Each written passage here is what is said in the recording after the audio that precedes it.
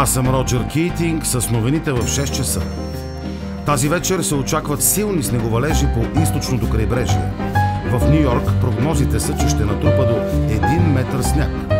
Снегорините са вече по улиците на града, но молим всички нюйоркчани да вземат по една лопата и да излязат навън да почистят снега пред домовете си, за да покажем на света как умеем да живеем и работим заедно, когато имаме обща кауза.